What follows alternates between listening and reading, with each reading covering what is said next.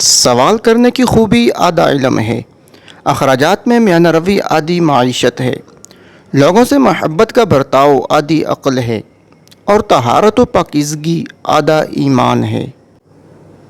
آپ کی کل اوقات نیند سے پہلے تک ہے، آپ کا غم نیند سے پہلے تک ہے، اور پریشان انسان کو بھی نیند آ جاتی ہے۔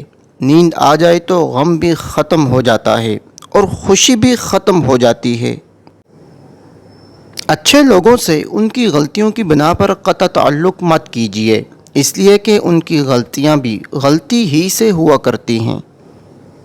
انسان رشتے بدلتا ہے، دوست بدلتا ہے، پھر بھی وہ پریشان کیوں رہتا ہے؟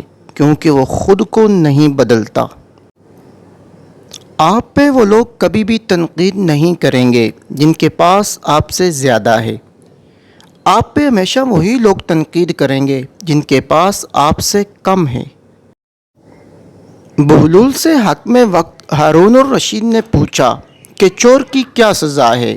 بہلول نے جواب دیا، چور نے اگر چوری اپنی بری عادت کی وجہ سے کی ہے تو چور کا ہاتھ کاٹ دینا چاہیے، لیکن اگر چور نے چوری بھوک کی وجہ سے کی ہے تو حاکم وقت کا ہاتھ کاٹ دینا۔ اچھے دنوں کے انتظار میں ہماری عمر گزر جاتی ہے اور پھر پتہ چلتا ہے جو دن گزر گئے وہی اچھے تھے۔ شیخ سعدی فرماتے ہیں کہ انسان کو جتنا لگاؤ رزق سے ہے، اگر اتنا رزق دینے والے سے ہوتا تو اس کا مقام فرشتوں سے بڑھ کر ہوتا۔ زمین عقل مندوں سے تو بھر گئی مگر درد مندوں سے خالی ہے۔ اپنے سے اچھے کو تلاش کر، اپنے جیسے کے ساتھ تو عمر ضائع کرے گا۔ زندگی جینے کے دو ہی راستے ہیں، بھول جاؤ انہیں جن کو معاف نہیں کر سکتے، اور معاف کر دو انہیں جن کو بھول نہیں سکتے۔ کسی کی تباہ حالی پر خوش نہ ہو، خبر نہیں کل زمانہ تمہارے ساتھ بھی یہی برتاؤ کرے۔